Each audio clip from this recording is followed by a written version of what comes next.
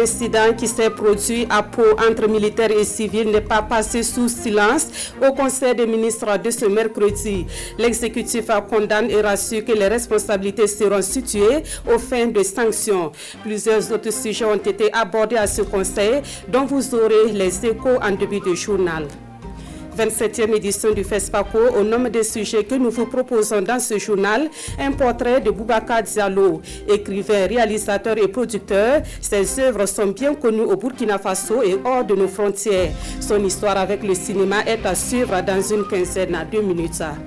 Dans ce journal également, nous serons dans quelques champs de la province de la Nyanya où la pratique de l'agroécologie donne de l'espoir aux producteurs. C'est une technique qui résiste bien à la sécheresse et les récoltes s'annoncent bonnes pour ceux qui la pratiquent. Constat et témoignages à suivre dans ce 20h. Bonsoir, merci de nous suivre. Cela dit, le Conseil des ministres de ce mercredi a condamné les ajustements des militaires de la garnison de Pau ayant occasionné des blessés chez des civils. En dehors de cette question d'actualité, l'exécutif a pris des décisions au nom desquelles l'octroi de bourses à des personnes vulnérables et la nationalité burkinabé à 58 personnes. Le point complet avec Rasmani Zoundi et Aimé Solange à Guigma. À ce Conseil des ministres, le gouvernement a félicité les acteurs qui ont œuvré pour le retour de l'accalmie dans la ville de Pau, dans le Naouri, après les événements survenus dans la nuit du 11 au 12 octobre 2021. Des événements qui ont mis en cause des militaires et des civils et qui ont fait plusieurs blessés. Donc le gouvernement salue l'esprit de médiation qui a prévalu à cette occasion, permettant donc à la ville de Pau de reprendre son calme. Et le gouvernement salue également l'engagement donc à enclencher une enquête disciplinaire et donc à situer les responsabilités et naturellement, éventuellement, si des responsabilités avaient été situées, qu'elles puissent donc être appliquées sous forme de sanctions donc à l'endroit de ceux qui auraient naturellement enfreint soit le règlement militaire, soit la discipline militaire. Mais ce qui est important aujourd'hui, c'est que les blessés sont hors de danger et c'est ce qui est le plus important. 6 décrets relatifs aux conditions de délivrance d'agréments dans les secteurs de l'urbanisme et de la construction et une loi portant sur la promotion immobilière ont été adoptés au profit du département en charge de l'urbanisme.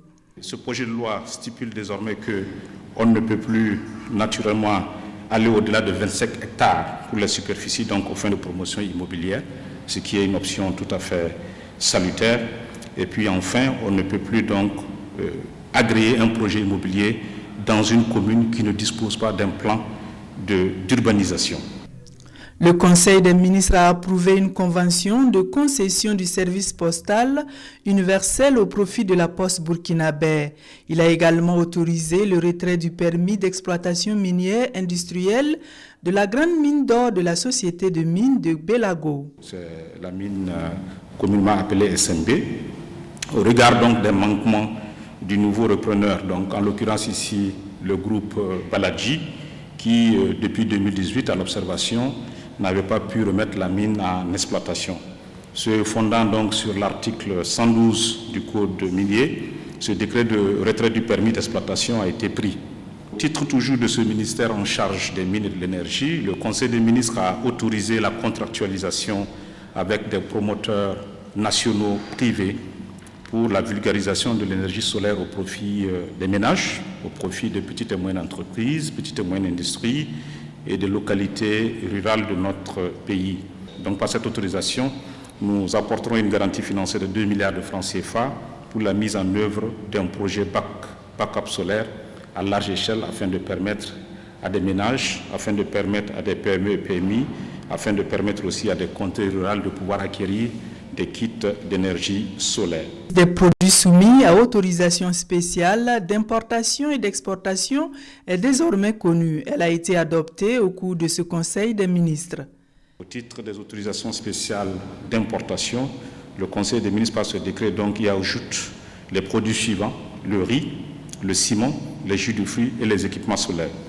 Au titre de la liste des autorisations spéciales d'exportation, le Conseil des ministres y adjoint donc les produits suivants: la graine de coton, le coton graine et les semences végétales ainsi que le riz.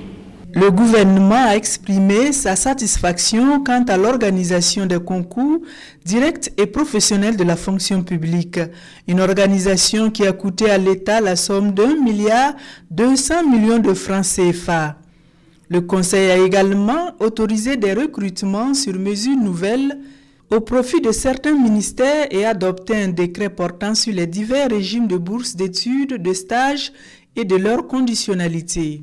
Il s'agit par ce décret d'aujourd'hui de faire en sorte qu'un tiers de bourse soit affecté aux étudiants d'origine vulnérable. C'est un concept qui depuis quelque temps a été donc validé et par des critères objectifs qui indiquent donc des ménages qui sont vulnérables. Également entre dans le bénéfice de ce quota les personnes handicapées. Ça deviendra donc désormais également un critère qui sera pris en compte pour octroyer donc la bourse aux étudiants. Ce conseil a également octroyé à 58 personnes la nationalité burkinabé. Il se réjouit également des engagements pris par les jeunes dans le cadre de la lutte contre le terrorisme en faveur de leur forum national.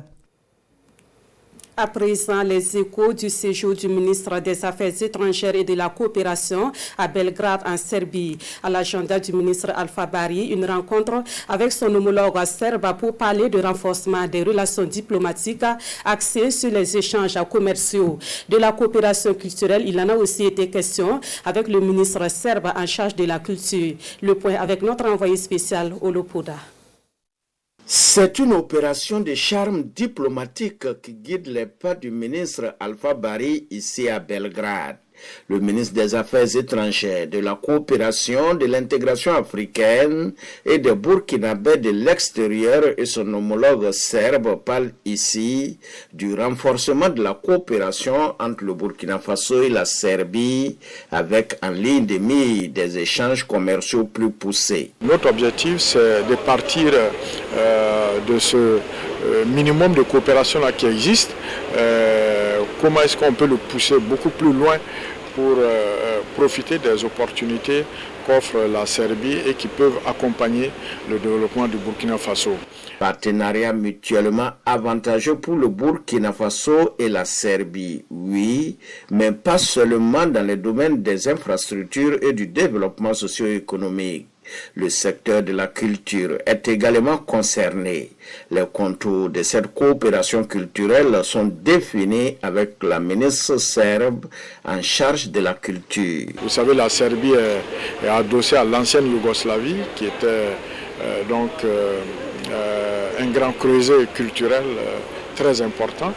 Et je leur fais part donc du développement et du foisonnement de la culture au Burkina Faso. Donc il y a matière à coopérer et à échanger. Les deux parties sont appelées à travailler ensemble pour rendre plus dynamique l'axe Ouagadougou-Belgrade. Des signatures de mémorandums sont envisagées afin de matérialiser la volonté des deux pays à coopérer dans le domaine de la culture.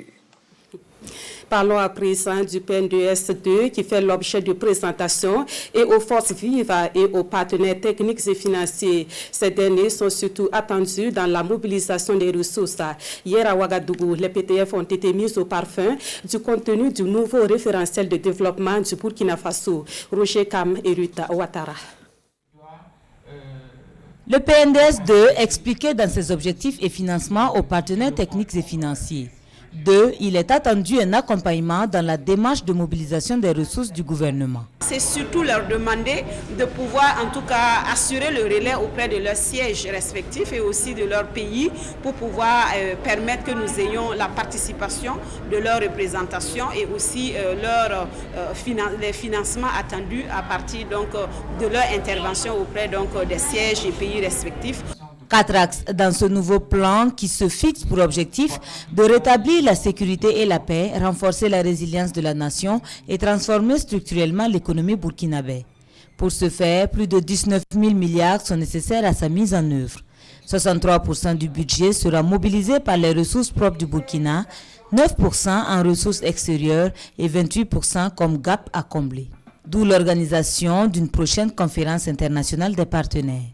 Les partenaires, ils ont aussi bien constater que la dimension de sécurité, stabilisation et cohésion sociale sont bien intégrées dans le PNDES et sont mises en avant aussi dans le narratif pour la conférence à Bruxelles. La conférence internationale prévue du 2 au 3 décembre à Bruxelles permettra de présenter la vision du Burkina et recueillir les annonces de financement. Nous abordons à présent les actualités relatives à la 27e édition du FESPACO. À 3 jours de l'événement, ce soir, nous faisons une halte au niveau de la commission accréditation et relations publiques. Une commission chargée, entre autres, de délivrer des barges dont l'utilisation est expliquée dans ce reportage de Bernard Kombelem et Yarkiteda. Au siège du FESPACO ce mardi après-midi, c'est le branle-bas à tous les niveaux en attendant le début effectif du festival. Au niveau de la commission accréditation et relations publiques, pas de répit. Les membres sont à pied d'œuvre pour doter les festivaliers de badges. Le travail pour les accréditations a commencé depuis la mi-juin et les inscriptions ont couru jusqu'à mi-août. Après cela, on a enregistré, inscrit les gens et produit les badges. Donc actuellement, tous les badges sont prêts et les gens sont en train de venir retirer. On a commencé par la presse nationale. Le retrait des badges pour la presse nationale a commencé le samedi. Le retrait des badges pour les médias nationaux a expiré hier mardi et commence pour les acteurs du métier du cinéma ce mercredi. Les métiers du cinéma se sont inscrits par association et c'est les responsables d'associations qui viennent récupérer pour leurs membres. Les métiers du cinéma, comme ça, c'est des associations qui viennent chercher. Ils viendront, je crois que ça va passer très vite. Et peut-être même que jeudi soir, on commencera par les internationaux jusqu'à samedi à midi. Il faudra qu'on arrête aussi pour aller à la cérémonie de voiture. Les badges constituent un laissez-passer pour les médias, certes, mais l'accès d'un site à un autre dépend de la nature du badge. Et le pass, il est là. Maintenant, si le journaliste, il est photographe ou aussi doit faire une interview après, pendant la cérémonie, il faut la main courante, plus son badge, pour pouvoir descendre à la main courante du stade et faire ses interviews et les photos. Maintenant, le soir, avec son badge presse, il allait à la projection presse le matin, il allait voir un film et tout, et qu'il a besoin des avis des cinéastes et tout, et l'ambiance dans la salle de ciné, il lui faut son passe. Donc c'est les deux ensemble. Le badge presse seul ne donne pas accès aux salles de ciné la nuit.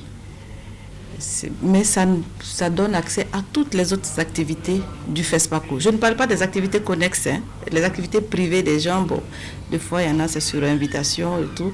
Mais tout ce qui est organisé par le FESPACO, ils peuvent avoir accès avec et tous les espaces du FESPACO avec les presse médias. Seulement, c'est la nuit qu'il faut le pass. Le pass sans le badge, ça ne marche pas. Voilà, il n'y a pas que non, j'ai un pass, je vais à la salle de ciné, je montre le pass pour rentrer. Non, il faut et le badge et le pass pour pouvoir rentrer dans les salles de ciné. La commission accréditation et relations publiques promet de tout mettre en œuvre pour livrer les badges à tous les demandeurs. Bien entendu, ceux qui se sont inscrits conformément à la procédure. Les retardataires des médias nationaux peuvent encore passer au siège du FESPACO dimanche prochain pour entrer en possession de leur accréditation.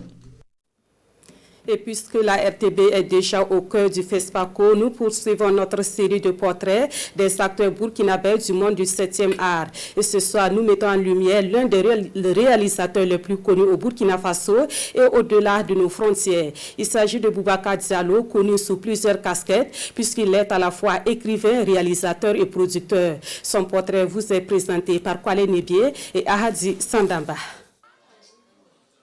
Tram d'accueil de Ouaga 2000. Octobre 2021.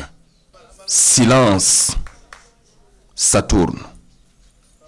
Boubacar Diallo est en plein tournage. Continuez de jouer. Une séquence de la série télé La Team des Rebelles, saison 2. C'est la toute dernière série télé du réalisateur. Journaliste et écrivain, Boubacar Diallo est passionné de cinéma depuis le lycée. Et c'est sans surprise que le fondateur du journal du jeudi Gigi va devenir cinéaste. L'histoire remonte à 2004. Boubacar Diallo adapte un de ses romans au cinéma. C'est un scénario demandé par un réalisateur qui décline l'offre à la dernière minute. Alors, Boubacar se voit obligé de passer à l'acte. Un jour, j'avais écrit mon premier roman policier et Idrissa Ouédraogo, paix à son âme, a lu le roman et puis il a eu l'idée, il avait décidé, il hésitait, il voulait adapter le roman à l'écran. Donc je lui ai proposé ça, il m'a mis la pression. Le jour où je lui ai donné le scénario, il a lu, j'ai mis 2 semaines pendant lesquelles je le cherche dans Ouagadougou et puis il m'invite. Un jour, je le coince à l'hôtel Indépendance et puis il me dit, écoute Bouba, tu sais, c'est toi qui as conçu l'histoire, c'est toi qui sauras mieux porter ça à l'écran. Je dis, mais moi je ne suis pas réalisateur. Il me dit, tu vas voir, c'est pas difficile, si tu as une bonne équipe. Bon, pour dire en fait en un mot qu'en fait, il m'a poussé dedans. En réalité, l'histoire contée dans le scénario avait un élan politique, nous confie Boubacar Diallo, d'où la déclinaison du réalisateur Idrissa Ouédraogo. Et ce film n'est autre que Traka Ouaga. Un long métrage qui va donc révéler Boubacar Diallo au grand public. Une anecdote, à la fin d'une des séances au ciné Burkina, une dame qui sortait émerveillée. Ah, c'est formidable, maintenant on sait faire des films policiers au Burkina. Moi je dis, madame, on a toujours su faire. C'est juste que les réalisateurs n'avaient pas envie de faire ce type de cinéma. Il est vite pris par le virus du cinéma. Commence ainsi une carrière de réalisateur pour Boubacar Diallo. Traka Ouaga, Série Noire à Kouloubi, Fabiola, Moro Puissant, Congé de mariage, Cœur de lion, et j'en passe. Boubacar Diallo, peut-on le dire, est l'un des réalisateurs les plus prolifiques du cinéma burkinabé. À son actif, plus d'une vingtaine de films. Je suis rentré par effraction. Par la force des choses, avec le soutien du public, j'ai pu me faire ma place. C'est simplement pour dire qu'il y a la place pour tout le monde. Et il y a la place pour tous les types de cinéma. Et donc, dans un esprit de divertissement, on a essayé tous les genres. Il fait partie des précurseurs du numérique dans le cinéma burkinabé. Boubacar Diallo produit des films à petit budget. Son dernier né, Les Trois Lascars. Le seul long métrage burkinabé en compétition pour l'étalon d'or de Yenega à cette 27e édition du Festival panafricain du cinéma et de la télévision de Ouagadougou, FESPACO 2021. Boubacar Diallo s'inspire toujours des faits d'actualité dans ses films. Mais, comme tous les autres réalisateurs burkinabés, il déplore le manque de financement pour la production des films au pays des hommes intègres. L'une des activités phares qui s'annonce en marche du FESPACO 2021, c'est la nuit du Made in Africa, une soirée que les initiateurs qualifient de magique et qui se tiendra le 18 octobre prochain à Ouagadougou. Elle sera marquée par la présence des invités d'honneur du FESPACO, selon l'information qui a été portée à la presse hier mardi. Le point avec Amadou Ilboudo et Ahadzi Sandamba. C'est une nuit dédiée à l'art de la créativité. La nuit du Made in Africa, pour magnifier le continent à travers la musique, des contes et des défilés de mode. Pour cette première édition, la nuit du Made in Africa déroule un tapis rouge à une panoplie d'invités, non seulement burkinabés, mais aussi des Ivoiriens, des Béninois, des Maliens et des Guinéens. Il faut voir grand. Et dans ce projet aussi, ce qu'il faut souligner, c'est qu'il y a le maréchal Zongo qui va venir, mon acolyte, qui, avec moi, nous allons, à travers la parole, partager l'amour de l'Afrique, partager les couleurs de l'Afrique à travers le tissu et la musique. La nuit du Made in Africa se tiendra le lundi 18 octobre prochain, une date en plein milieu du grand rendez-vous du cinéma africain. Pour les organisateurs, ce n'est pas un pur hasard, car, disent-ils, ils veulent profiter de la présence de multiples personnalités à Ouagadougou pour valoriser davantage ce que l'on a de mieux en Afrique, la culture. Alors que nous sommes déjà en plein dans le FESPACO, sachez aussi que la date du 12 octobre est consacrée au cinéma africain. C'est une occasion pour rendre hommage aux acteurs de la chaîne de production du 7e art africain. Au niveau du Burkina Faso, la célébration de cette journée a été portée par l'Association des critiques du cinéma à travers la projection du film intitulé « Les dessous du cinéma africain ». Souleymane Sanou et Fousseni Kindou. Les dessous du cinéma burkinabé, une autopsie de notre cinéma. Aucun maillon de la chaîne n'a été occulté dans ce film de Sungalo Dao. Production, post-production et distribution, le film a posé sans complaisance les problèmes que vit le cinéma burkinabé. Avec ce film se pose la qualité des films produits par les Burkinabés, l'âge d'or étant révolu. Le film est donc un prélude à la prise de conscience. Il faut qu'on accepte de travailler. C'est vrai qu'il n'y a pas assez d'argent. Je ne pense pas qu'il y ait un seul producteur ou réalisateur qui dise qu'il a eu ce qu'il voulait pour faire son film. Mais le peu qu'on peut réunir là, il faut vraiment qu'on y mette du cœur, on y mette, pour être compétitif tout simplement. Il faut qu'on travaille ensemble, se mettre en groupe et chacun excellent dans son domaine. Donc c'est comme ça qu'ensemble on peut espérer sortir quelque chose de bien. Pour l'ASCRIB, l'association des critiques de cinéma du Burkina Faso, la formation doit être au centre des actions pour ce sursaut nécessaire. Tout va résider dans la formation. On se dit que dans les années à venir, on aura un institut capable de vraiment apporter une bonne formation dans tous les métiers du cinéma. Parce que ce n'est pas seulement la réalisation, il y a aussi l'écriture des scénarios, parce que le cinéma part de l'écriture des scénarios. Et après cela, il faut aussi voir les autres métiers, tels que la critique cinématographique, parce qu'elle aide vraiment les cinéphiles, elle aide aussi les réalisateurs. Parce que comme je le dis toujours, le critique c'est le médiateur. Il va aider le public à mieux décoder le film, il va aider le réalisateur à se corriger, à voir un peu ses erreurs. Donc on peut aussi développer, encourager cette pratique-là dans les médias et dans la presse écrite.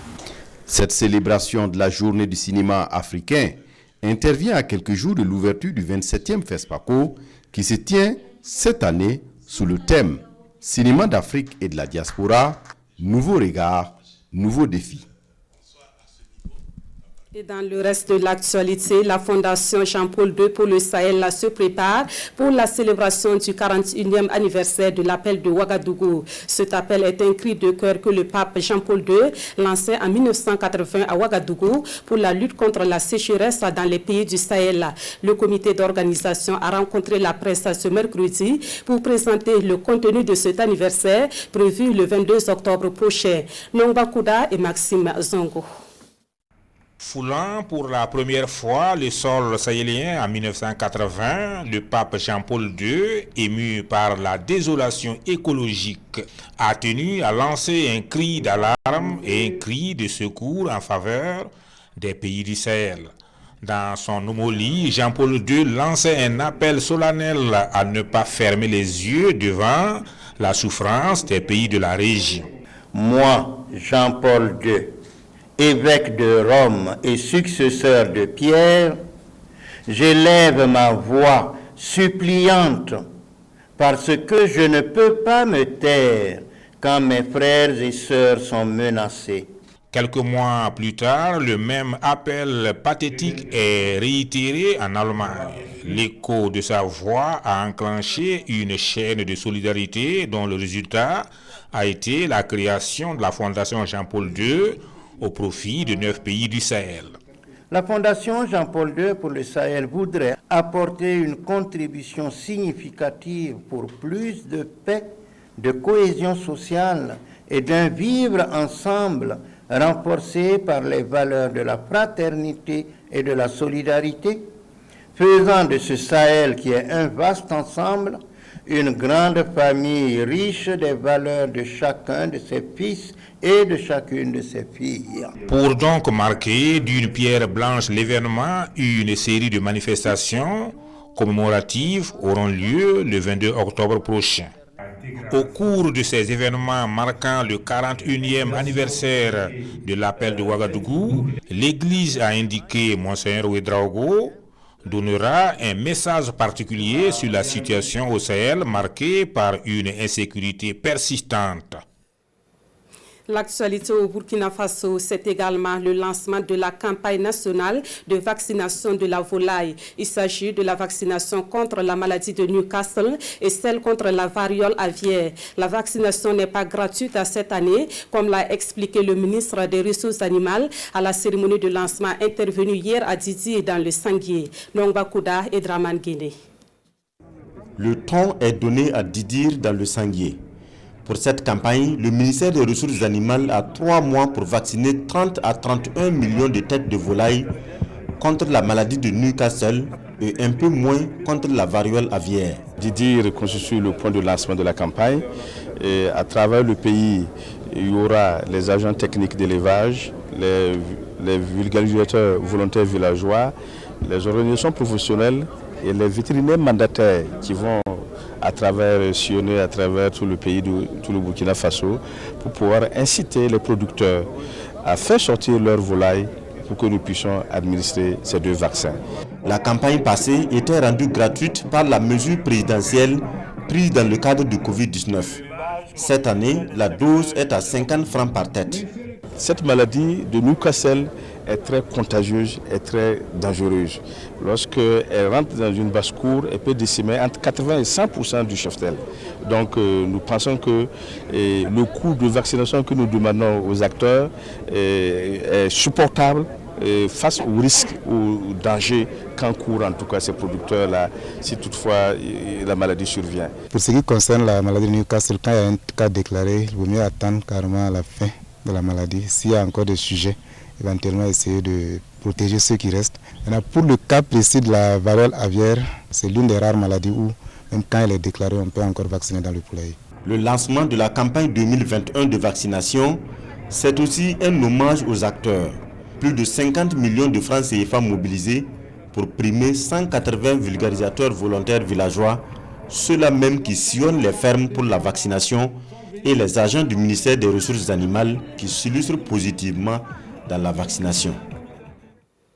Autre titre de l'actualité dans ce 20h avec les nouvelles de la campagne agricole dans la province de la Nyanya à l'est du Burkina Faso. Les poches de sécheresse constatées à certains endroits ne semblent pas inquiéter les producteurs qui ont opté pour l'agroécologie. Même jusqu'à 30 jours sans pluie, les champs présentent une bonne physionomie avec de bonnes récoltes en perspective. Le dossier est signé Justin Tchendrebego et Jérôme Tendano. Mais c'est qu'on fait pour le renard là. Pour les larves, c'est très bon pour le sang. C'était le 7 juillet dernier. Jonas Nadinga nous expliquait les avantages de l'agroécologie. Aujourd'hui, tout sourire, il nous fait constater les résultats de sa théorie. Bienvenue à Pantanlouana, dans la commune de Bilanga. C'est bon, parce qu'avant que vous veniez, vous voyez maintenant, ça fait maintenant 26 jours que la pluie n'est pas venue. Mais on a travaillé avec comme le RNA et cordon pireux, avec le fumier organisé. C'est à cause de ça qu'ils sont comme ça. À une vingtaine de kilomètres de là, au sud-ouest, Kiamborgo, Kokoro Dori a également opté pour l'agroécologie avec une préférence pour la variété locale, l'Ahabois. Entendez par là, nous avons vu, nous avons aimé. Quand je semais, certains cultivaient déjà. Aujourd'hui, ils sont plus inquiets, alors que moi, je vais récolter, même s'il ne pleut plus. Il s'agit d'un producteur qui fait la promotion de l'agroécologie. Sa variété étant encore une variété active, ce sang-là a pu arriver à maturité malgré la passe de sécheresse. Comparativement au sang de son voisin ici, qui n'a pas utilisé une variété active et qui n'a pas fait aussi des ailes. L'exemple de Kokoro a retenti jusqu'à Piela, une quarantaine de kilomètres, d'où est venu de Bois Bougma. Avec ce que j'ai vu, j'ai pris la décision de faire comme lui l'année prochaine. Nous mettons ensuite le cap sur Diokorgo, quartier périphérique de Bogandé. Grâce à la pratique de l'agroécologie, Bourniabo Aro est déjà rassuré de récolter. Grâce au conseil des techniciens de l'agriculture, moi je vais récolter sans problème. Mais ceux qui sont toujours réticents auront des difficultés cette année, même pour les arachides. À la direction provinciale en charge de l'agriculture de la Nyanya, l'on parle de saison école. Les producteurs doivent en tirer des leçons. Et dans le cas de l'agroécologie, il faut dire que ça, c'est le résultat d'un long processus de sensibilisation et d'appui conseil du personnel terrain. Et je pense que beaucoup de producteurs l'ont adopté. Ce qui fait que, comparativement aux champs des exploitations de certains producteurs qui n'adoptent pas ce paquet technologique, alors leur culture la souffre.